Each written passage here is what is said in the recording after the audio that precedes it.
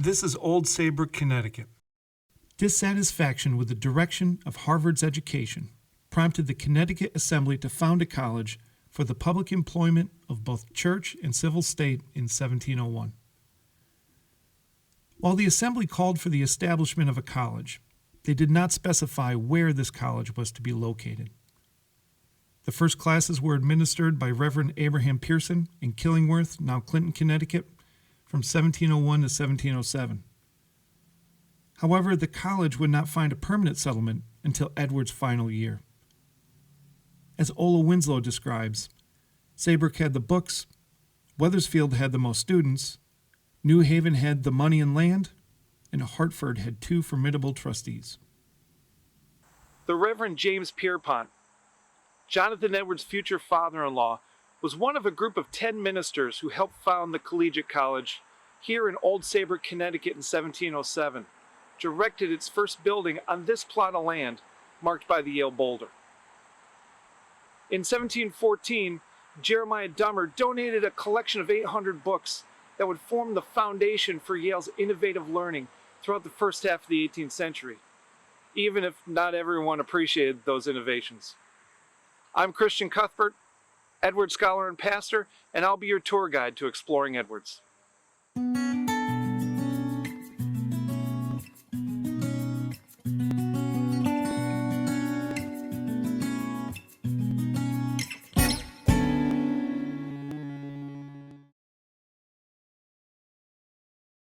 Before Edwards left for the collegiate college, before he became the formidable exegete, historian, philosopher, or theologian, he was a 13-year-old kid studying in East Windsor.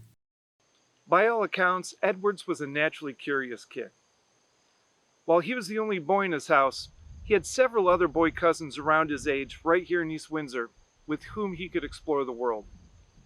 But it wasn't just his natural curiosity that helped prepare him for college. Timothy Edwards took the education of his children and his community seriously, turning his parlor into East Windsor's schoolhouse. While Timothy was away serving as chaplain during the Queen Anne's War, he wrote back to his wife Esther concerning his children's education. "I hope thou wilt take special care of Jonathan, that he don't learn to be rude and naught to which thee and I have lately discoursed. And tell my children I would have them pray daily for their father, and for their own souls, and above all things to remember their Creator, and seek after the Lord Jesus Christ, now in the days of their youth." This reflects a care for Jonathan's moral and devotional development. But that wouldn't form the basis of Jonathan's college education. Timothy also wrote to see to his family's academic preparation. I desire ye to take care that Jonathan don't lose what he hath learned, but yet as he hath got ye accidents, and above 2 sides of propria quae moribus, by heart, so that he keep what he hath got. I would therefore have him say pretty often to ye girls, I would also have ye girls keep what they have learnt of ye grammar, and get by heart as far as Jonathan hath learnt. He can help them to read as far as he hath learnt, and have both him and them keep their writing, and therefore write much oftener than they did when I was at home. Now this quote is interesting for a couple of reasons. First, it demonstrates the care that Timothy took for the education of his daughters, something that was unusual for his day. Secondly, it describes the content of Jonathan's young education. The prerequisite for college admission was a knowledge of languages, Latin, Greek, and Hebrew, as well as mathematics and the basics of divinity. Now, Jonathan achieved competency by the age of 13, and in 1716 he enrolled in the collegiate school, which is now Yale University. In order to understand more about Edward's education, we get to travel to Wethersfield, the site where he began his studies. When Edwards enrolled in the collegiate college in 1716, what's now Yale University, it was meeting in 2 separate locations, here in Wethersfield and down in New Haven. Now, Samuel Johnson was the senior tutor down in New Haven. He was a Harvard graduate and a formidable intellectual, but even before the Great Apostasy, something we'll cover in another video, his teaching was seen as suspect in Connecticut, especially by the Edwards family. So in 1716, within a month of Edwards enrolling in New Haven, he and 9 other students migrated back up here to Wethersfield to study under his cousin, Elisha Williams. This is the First Congregational Church of Wethersfield. While this building wasn't completed until the 1760s, almost 50 years after Edward studied here, it is old enough to have hosted General Washington and Rochambeau in 1781. Edwards came here to study under his cousin Elisha Williams. Williams had completed his bachelor's from Harvard in 1711 and master's in 1714 before heading the Wethersfield group of tutors during Edwards' time.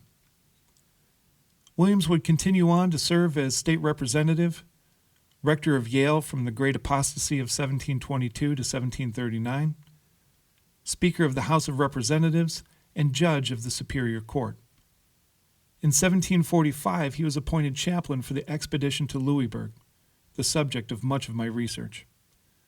After that providential victory, Williams turned from his role as chaplain to command a regiment of 1,000 troops during a proposed expedition to remove the French from Canada. These episodes are central to my personal research, and we'll treat them in greater detail in future videos.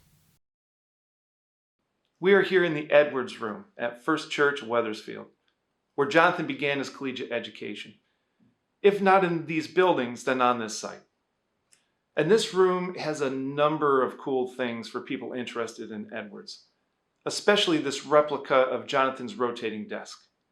Now, this desk allowed Jonathan to flip back and forth between several sources at once. While Elisha Williams was the most formidable intellectual in Wethersfield, Timothy Edwards' account books actually reveal that most of Jonathan's education came from the 2 junior tutors, Samuel Smith and Samuel Hall. While studying in Wethersfield, Jonathan's curriculum would have mirrored that of Harvard's, Ramus' Logic, Polybius' Divinity, and William Ames' Summary of Physics, among others. But in 1718, there was a monumental shift in Edwards' intellectual life. Edwards' education would move beyond Wethersfield and its Harvard curriculum. In order to understand how his education developed, we will travel down to New Haven to explore Yale University.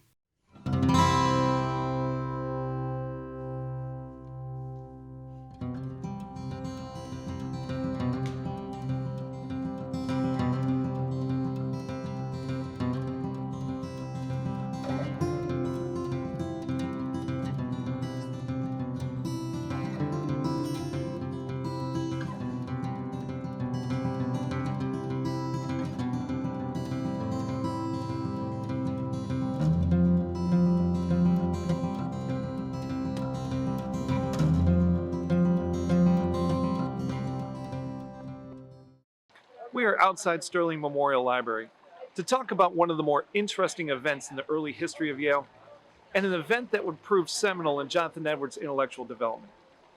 So Jeremiah Dummer, colonial agent for Massachusetts and Connecticut and London, gathered a collection of around 800 books from the British Enlightenment and donated it to the college.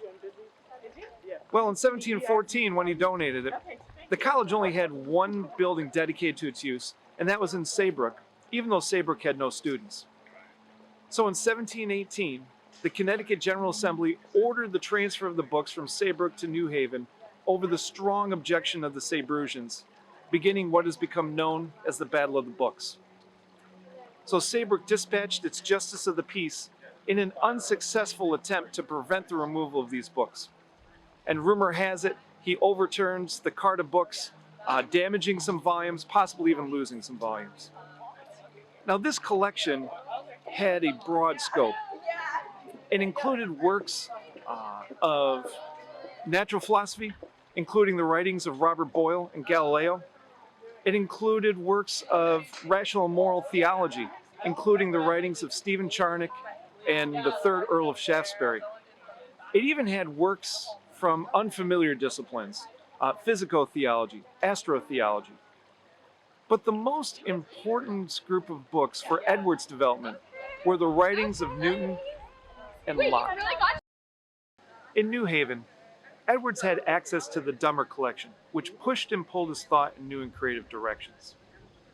Through his exposure to the British Enlightenment, Combined with his experiences in the farms and swamps of East Windsor, Edwards developed a comprehensive scientific worldview. After his undergraduate education, he turned his thoughts to scientific topics, writing of atoms, of insects, and of the rainbows, among others. These writings are included in the works of Jonathan Edwards in a volume entitled Scientific and Philosophical Writings. While this title is helpful, it might be a little misleading because Edwards never set out to be a scientist. He wanted to understand God and his world. As Wallace Anderson writes, Edwards rather views the whole course of natural causes as the scientist investigates them in a theological setting. With this approach, Edwards foreshadowed Einstein, who said that science without religion is lame, and religion without science is blind. So this new philosophy introduced by the Dummer collection led to a new divinity, though not necessarily a different one. Edwards developed a reputation for defending traditional Reformed orthodoxy using new modern language.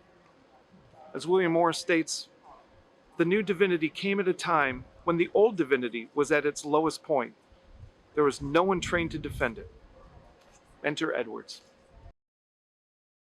Through the Dummer collection, Edwards engaged contemporary British thought in ways that helped him understand God's world. Now, two thinkers in particular exerted a tremendous amount of influence over Edwards. First was the writings of Sir Isaac Newton, specifically the Principia. Now, we're pretty sure Edwards didn't read Newton's Optics until grad school, and we're not even sure of how much direct exposure Edwards had to Newton in undergrad. However, through other thinkers like Henry Moore, Edwards was exposed to the Newtonian idea of a mechanistic universe. Now, Newton believed that the world operated according to regular and predictable principles. For Edwards, the idea of a mechanistic universe both reflected and revealed the God who ordered it. Now, while some in the 18th century used Newton as a way to explain the world without reference to God, Edwards and Newton believed that such a mechanistic universe required the superintendence of God. In addition to Newton, the Dummer collection exposed Edwards to the thought of John Locke.